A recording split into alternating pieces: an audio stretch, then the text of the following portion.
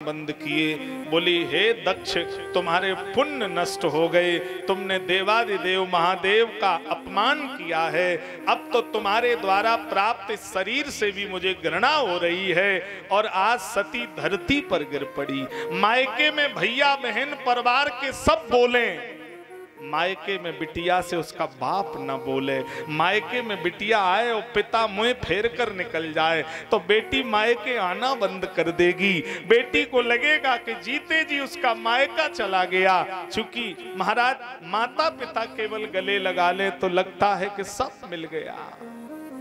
सती से किसी ने बैठने के लिए नहीं कहा। इतना अपमान होने के बाद केवल एक शख्स ऐसा था जो दौड़ कर आया और सती को बाहों में भरकर रोया है। वो कोई और नहीं था, सादर भले ही मिली एक माता। एक माँ भीतर से भागी। माँ ने बेटी को गले लगा लिया। बेटी, तेरी माँ भी इस घर में जिंदा है, तू रोना मत, चल मेरे साथ भीतर। बिटिया भीतर लेकर जा रही। सती ने कहा, माँ आज के बाद मैं इस देहरी पर अब कभी नहीं आऊंगी। ये तेरी मेरी अंतिम मिलाई है माँ। माँ ने हाथ जोड़कर कहा, बेटी मैं जब तक जिंदा हूं तब तक इस देहरी को मत छोड़ना। मैं जिस दिन मर जाऊं फिर तू मायका आने भले ही बंद कर देना। मेरे भाई, हर शब्द की उपमा होती है लेकिन माँ शब्द की कोई उपमा नहीं है। माँ तो माँ है, माँ तो ममत्व की देवी है। माँ जैसा संसार में कोई नहीं हो सकता है। माँ तो माँ है मेरे भाई। माँ ने सती को गले लगा लिया। हर शब्द की उपमा है पर माँ की कोई उपमा नहीं है। पैसे का बाप, बिन पैसे की महतारी, होती की बहन, अनहोती का मित्र, गांठ के दाम, आंख की त्रिया, ये 6 चीजें गृहस्थ आश्रम में हैं। पैसे का बाप, जो पुत्र ज्यादा पैसा पैदा करेगा पिता का स्नेह उसके प्रति अधिक हो जाएगा। जो पुत्र ज्यादा पिता की विरासत को आगे बढ़ाएगा पिता का प्रेम उस पुत्र के प्रति चला जाएगा।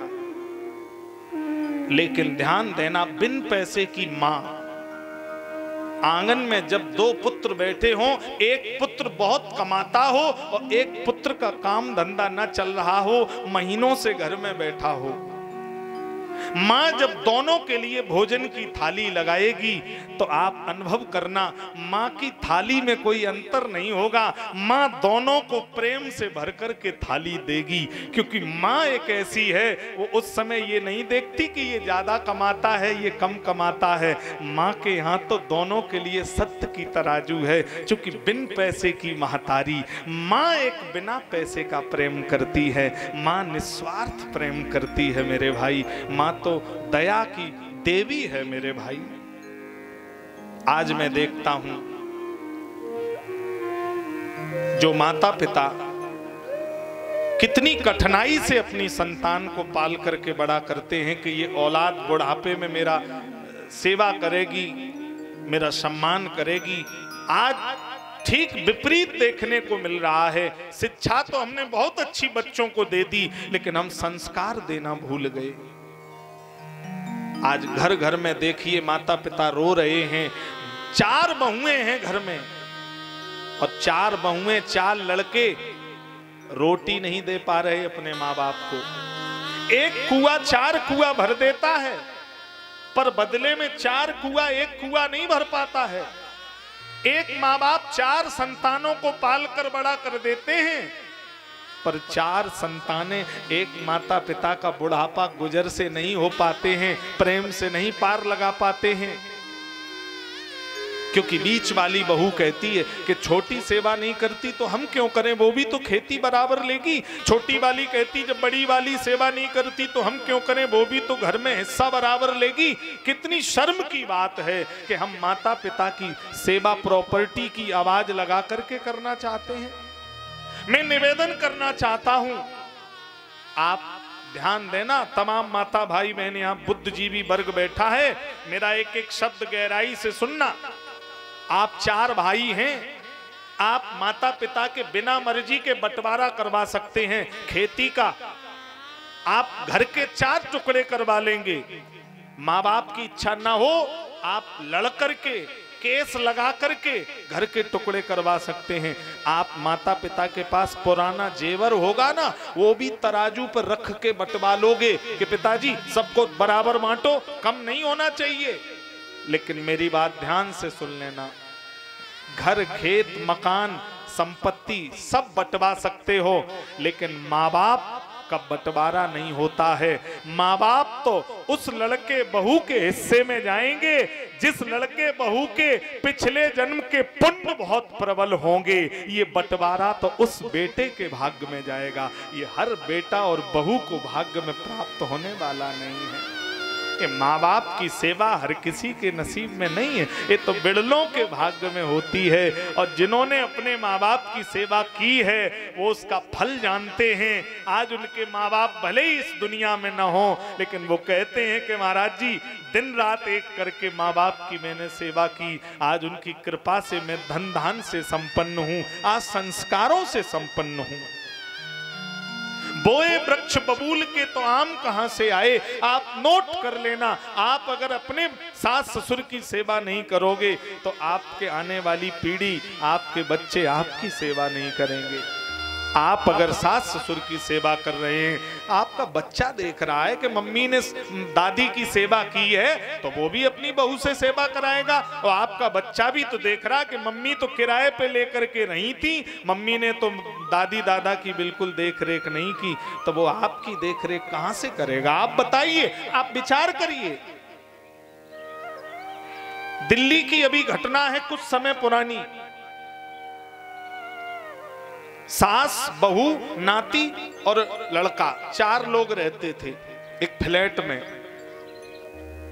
बहू थोड़ी तीखे स्वभाव की थी, पार्टी में कहीं पति के साथ जा रही थी तो अपनी बूढ़ी सास से कहा कि आज फला मंदिर पे भंडारा बट रहा है, वहां चली जाना और भंडारा खा लेना जाके, क्योंकि हम तो आज पार्टी करने जा रहे हैं पर रात में हम तुम्हारे लिए खाना नहीं बनाएंगे। नाती देख रहा था, नाती ने कहा मम्मी हम भी दादी के साथ भंडारा खाने जाएंगे, माँ ने बहुत मारा, चल मेरे साथ पार्टी में। माँ जबरदस्ती पकड़ कर ले गई, क्योंकि अक्सर देखना बच्चा दादी दादा के साथ ज्यादा रहना चाहता है, बच्चा मम्मी पापा के पास कम रुकेगा, दादी दादा के पास, क्योंकि बचपन और बचपन दोनों एक जैसे हैं। बचपन को भी समय है और बचपन के पास भी समय है, तो दोनों मित्र बनकर के रहना पसंद करते हैं। लड़के ने एक दिन माँ से कहा, माँ जब मैं बड़ा आदमी बनूंगा तो अपने घर के बगल में बड़ा मंदिर बनवाऊंगा। पत्नी बोली, सुन रहे हो कितनी अच्छी बात कर रहा, कह रहा बहुत बड़ा मंदिर बनवाऊंगा। पिता ने कहा मंदिर क्यों बनवाओगे? लड़के ने कहा पापा जब मैं अपनी पत्नी के साथ पार्टी करने जाया करूंगा तो दादी 1 किलोमीटर दूर मंदिर पे भंडारा खाने जाती है तो मम्मी को बगल में ही रोज भंडारा मिल जाया करेगा। इतना सुना तो उसके आंख में आंसू आ गए। बोले बेटा हम तो तुम्हें इतना मेहनत करके पाल रहे हैं, सवेरे 6 बजे जगते हैं, तुम्हारे लिए लंच बनाते हैं, तुम्हारे कपड़े धोते हैं, तुम हमें भंडारे का खाना खिलवाओगे? लड़के ने कहा माँ तुम भी तो दादी को भंडारे का खाना खिलवाती हो, दादी ने भी तो पापा को कितनी मेहनत से पाला था।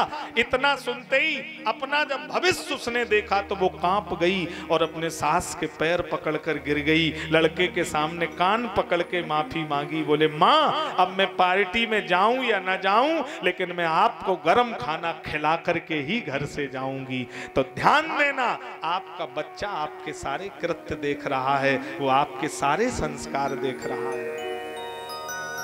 माँ तो माँ है, माँ जैसा कोई नहीं है। 3 दिनालों तेरी यारो में, आपके मरने पर 3 दिन तक आपकी पत्नी रोएगी, मेरा क्या होगा, मेरे बच्चों का क्या होगा? 3 दिनालों तेरी यारो में 6 महीना लो भाई। 6 महीने तक भैया रोएगा और जन्म जन्म महतारी रोवे, कर गए आस पराई। करे गए आस पराई। माँ तो माँ है, माँ जैसा कौन हो सकता है मेरे भाई। माँ तो ममत्व की देवी है, ममता का मंदिर है। माँ जन्म जन्म रोएगी, जीवन भर रोएगी। ध्यान देना, माता की अर्थी जब जाती है, माँ की अर्थी जब जाती है तो बेटा भी रोता है, बहू भी रोती है, परिवार रोता है। ऐसा कौन लड़का और कौन बहू होगी जो अपने माता पिता की अर्थी देख करके रोए ना। लेकिन ध्यान देना, सबसे बड़ा कष्ट माता पिता की अर्थी देख करके किसके ऊपर पड़ता है?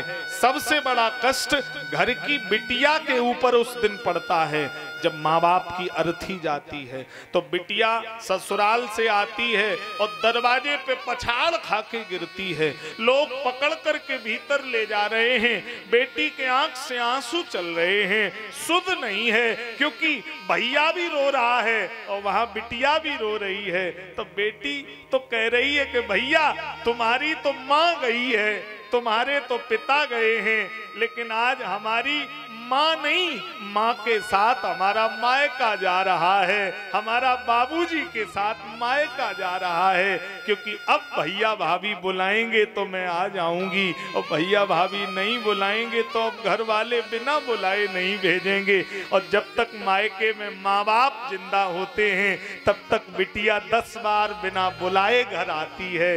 माँ जिंदा है, बेटी 10 बार भाग कर आएगी कि मैं अपनी माँ को देखने जा रही हूँ, मैं अपने पिता को देखने जा रही हूँ। और माँ बाप दुनिया से चले जाएं तब फिर बिन बुलाए बेटी मायके नहीं आ पाती है। वो माँ बाप के अर्थी के साथ में मायका भी अर्थी के साथ विदा हो जाता है मेरे भाई। आज मैं देख रहा हूं, मैं कई जगह कथाएं करने गया तो मैंने कई जगह देखा माँ बाप ने मेहनत मजदूरी करके लड़का को इंजीनियर डॉक्टर बनाया, लड़का दिल्ली शिफ्ट हो गया, पत्नी को लेकर गाड़ी है, घर है, बंगला है, सब वहीं रहने लगा। माँ बाप गांव में पड़े हैं। साल